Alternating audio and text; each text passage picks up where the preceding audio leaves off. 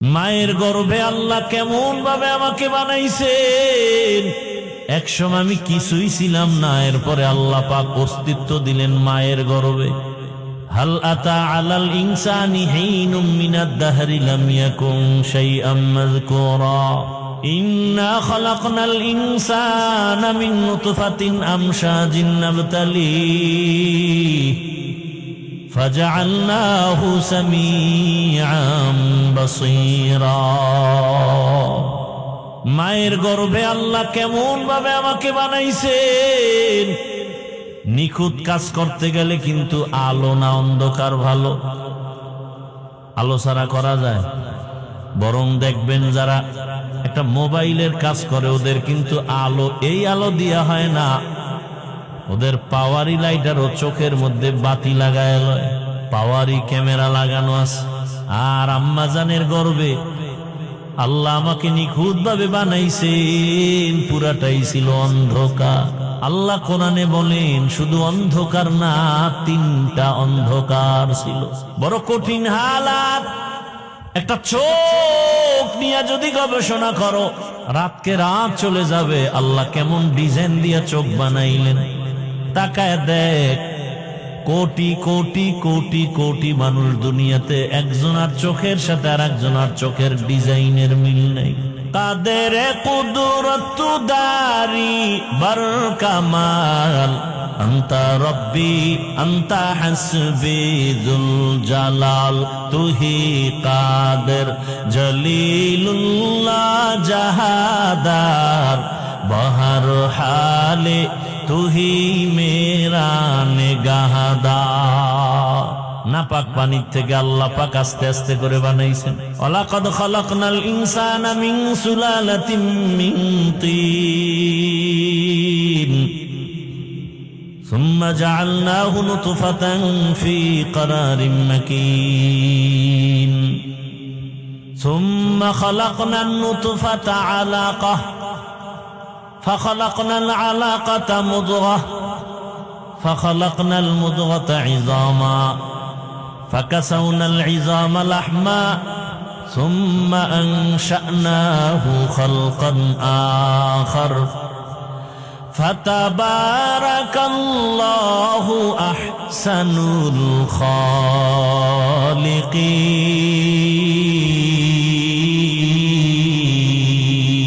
الخالقين بقى قرآن কালামুল্লাহ বসনো কদিমাস্তি কদিমাস্তি নইনো। আল্লাহর কুদরত। নাপাক পানি গোশতের টুকরা, এরপরে রক্ত, এর উপরে হাড্ডি, আবার গোশত, এভাবে দিয়া দিয়া পুরা একটা মানুষ বানাইলেন। ছোট মায়ের গর্ভে জিন্দা মানুষ। নামাজে পাঞ্জে গানা ফাওয়াইলুল লিল মুসাল্লিন আল্লাযীনা মুমিনারা এই নামাজে ইমদাদ দা ইস্তাইনু আয়াতে কুরআ বাখা আয়াতে কদ আফলাহা রায়া দেখুন গৌর কুন্দর মানিয়াজ দিল সাদেকু। ও আমার কলিজার যুবক, পর্দার আড়ালের মা বোনেরা, বৃদ্ধ বাবাজি, আপনার আমার আল্লাহ এক, নবী এক, কোরআন এক, হাদিস এক, কালেমা এক, ধর্ম এক, কবর এক, কাফন এক, কালার এক। অথচ আজকে আপনাকে বয়ান করার দরকার ছিল না। বয়ান তো তাদের করার দরকার যারা আল্লাহ চিনে না, কোরআন বুঝে না, হিন্দু বৌদ্ধদের। কিন্তু আপনারা তো আল্লাহ মানেন, নবী মানেন, কোরআন বুঝেন, হাদিস বুঝেন, কালেমা পড়ছেন। আপনাদের তো বয়ান করার কথাই না। অথচ আপনাদের পেছনে বয়ান করতে করতে 12 মাস ঘুমানোর টাইম নাই। আপনাদের পেছনে বয়ান করিয়া, তাও পাও ধরে ধরে বয়ান করি, একটা গালিও দেই, মাঝে মাঝে দুই একটা কথার আওয়াজ বাইরে যায়, এজন্য মাঝে মাঝে বলি কষ্ট পাইছেননি, মাফ করিয়া দেন। আবার মোনাজাতেও আল্লাহর কাছে ক্ষমা চাই, আল্লাহ ভুল ত্রুটি মাফ করে দাও।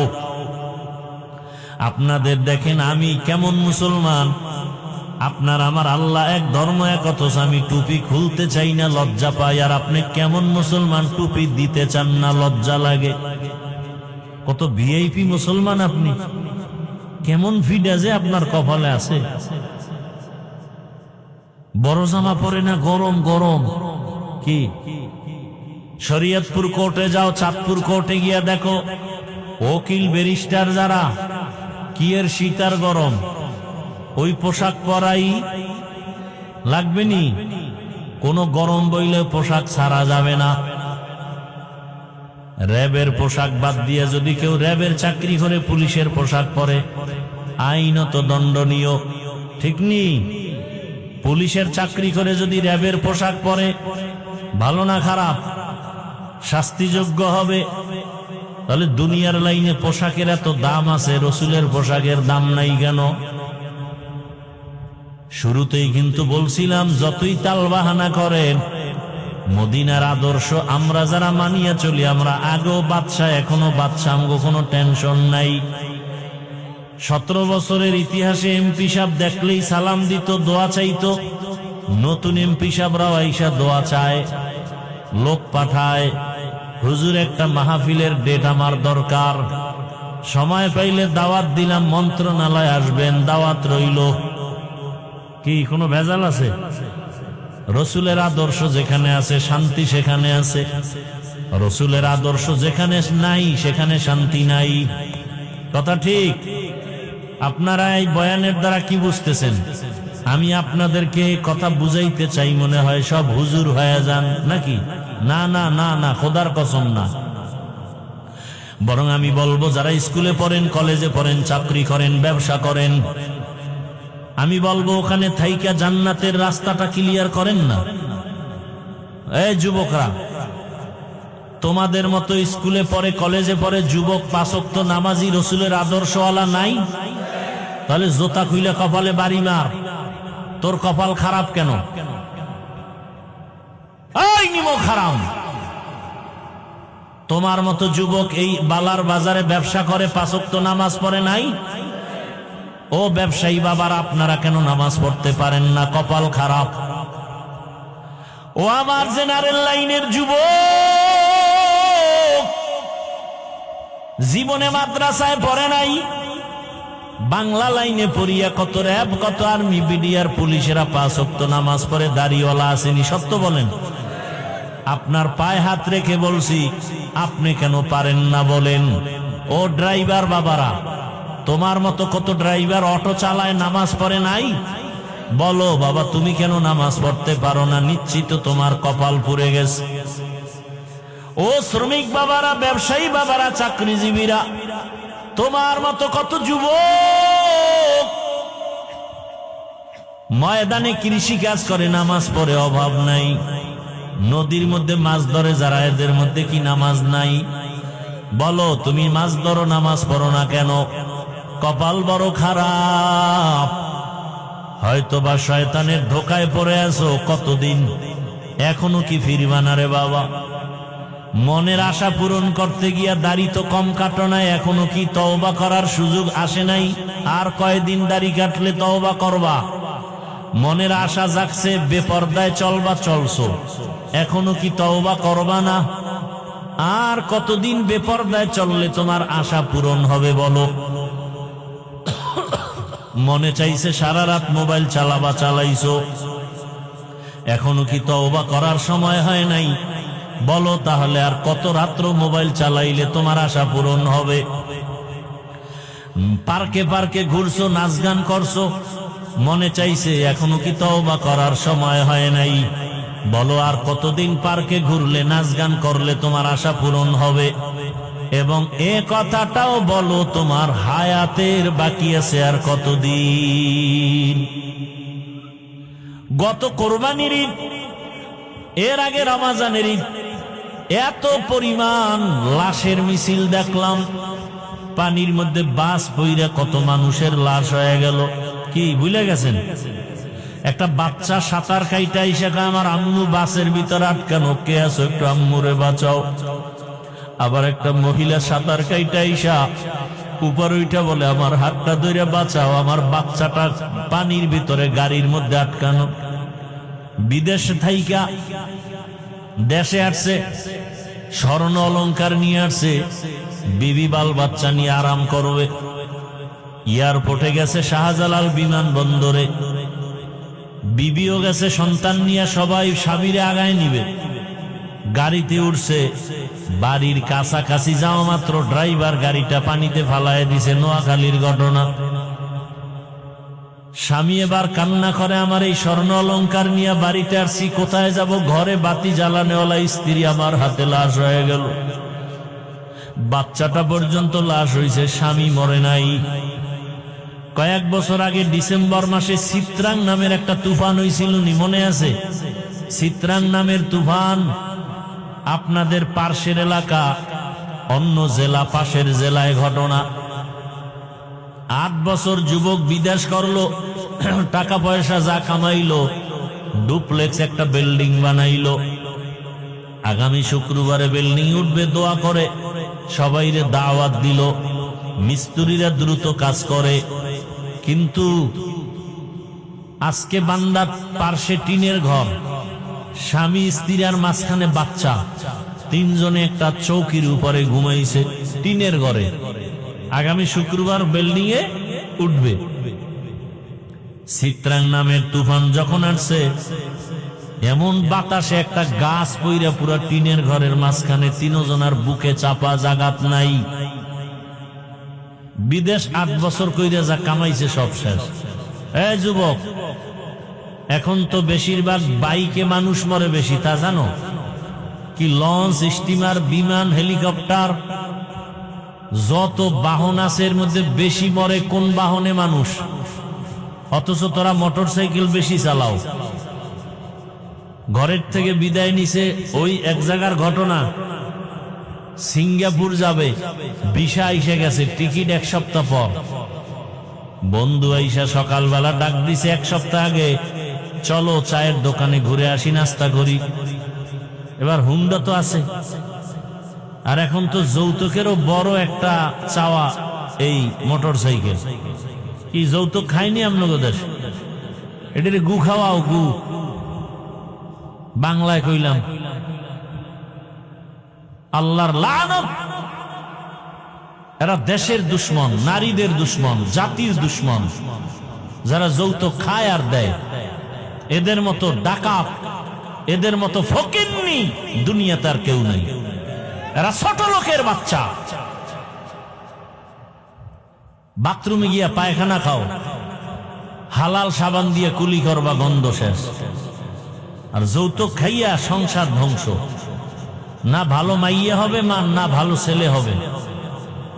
ছেলে মেয়ে দিয়ে কষ্ট, জীবন ভর এই গ্লানি টানতে হবে। বউ দিয়েও শান্তি নেই। আল্লাহ হেদায়াত দান করুন। এই বন্ধ হইছে আমাদের দেশে এই যৌতুক। বয়ান যায় কই? এরপর বিয়ার মধ্যে কত ধরনের উল্টা পাল্টা, গায়ে হলুদের অনুষ্ঠান হারাম কি, অথচ চলতেছে গায়ে হলুদ। ভিডিও নাচ গান ডেক্সের চলে, গাড়ি বক্সের আওয়াজে বিল্ডিং কাঁপতে থাকে। কি আছে না নাই? আল্লাহ হেদায়াত দান করেন। কি ভাই রাগ করতেছেন আপনারা? ও পর্দার আড়ালের মা বোনেরা, অনুরোধ, আপনার মতো কত মা কত বোন এই এলাকায় আছে। এই এলাকায় 5 ওয়াক্ত নামাজ পড়ে, পর্দা করে, আপনারা সাক্ষী দেন আসেনি। ভিন্ন মা বোনদের বলবো, আপনারা কেন পারেন না? মার্কেটে দৌড়ান কেন? মোবাইলে সময় নষ্ট করেন কেন? স্বামীর টাকা পয়সা মাল কেন খেয়ানত করেন? আপনি জানেন না এই কথা? আপনার স্বামী যদি মরে যায়, সম্পদ তো আপনার হয়ে যাবে। ছেলেরা কি জানে না সম্পদ বাবা মরে গেলে সন্তানের হবে? এই কথা জানলে তো একজন স্ত্রী স্বামীর মাল নষ্ট করতে পারে না। এই কথাটা অন্তরে থাকলে তো একটা সন্তান বাবার সম্পদ নষ্ট করতে পারে না। ও আমার যুবক বাবারা, ও পর্দার আড়ালের মা বোনেরা, এখনো সময় আছে, তওবা করেন। আর বেপর্দায় চলবেন না, মোবাইলে সময় নষ্ট করবেন না। স্বামীর মাল খেয়ানত করবেন না। সন্তানটাকে ডাক্তার বানাবেন, ইঞ্জিনিয়ার বানাবেন, প্রফেসর বানাবেন, কোনো বাধা নাই। সন্তানটাকে ওসি ডিসিএসপি বানায় যান। তবে দাবি আমার একটা, সন্তানটাকে আদর্শবান, নামাজি, কোরআন পড়নেওয়ালা ডাক্তার বানায় যান। ডাক্তার জাকির নায়েকের নাম শুনছেননি? কথা বলেন, ভালো না খারাপ? টাকার কারণে, ক্ষমতার কারণে জাকির নায়েকও ডাক্তার, আর আমগো দেশের তাসনিমা নাসরিনও এক ডাক্তার। কি তাসনিমা নাসরিন দেশ থেকে বিতাড়িত, মরলে লাশও বোধহয় দেশে আসবে না। আর ডাক্তার জাকির নায়েকের এত সুনাম। আমি চাই তুমি ডাক্তার হলে যেন এমন সম্মান হয়। ডাক্তার হবা, রুগীও দেখবে, আজান হলে নামাজে যাবে, কোরআন তেলাওয়াত করে মা বাবার জন্য দোয়া করবে। ও আমার বাবাজিরা, মারা, এমন আদর্শ সন্তানের সামনে রেখে যাবেন, একদিন আপনারা থাকবেন না, সন্তান আপনাদের জন্য দোয়া করে গর্ব করে বলবে, আমার মা বাবার এত সুন্দর আদর্শ, আমার মা বাবা 5 ওয়াক্ত নামাজি ছিল, আমার গর্ব।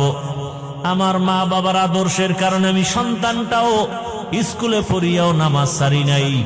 আমার মা বাবার আদর্শের কারণে আমি কলেজে লেখাপড়া করছি, আমি কারোর সাথে মিথ্যা বলি নাই। আমার মা বাবার এটা অবদান।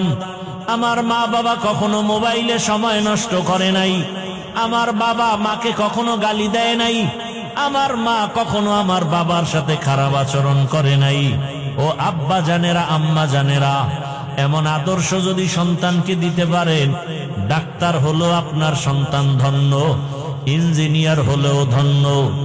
ও আমার মা বাবারা, আর যদি আপনাদের আদর্শ খারাপ হয়ে যায়, সন্তানটাও খারাপ হয়ে একদিন ধিক্কার দিয়া বলবে, আমার মা বাবা এত খারাপ যে আমি ভালো হতে পারি নাই।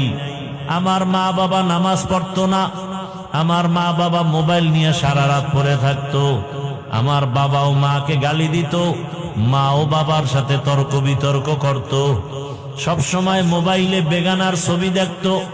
ও মা বাবারা, এমন অভিশপ্ত মা বাপ হইয়েন না।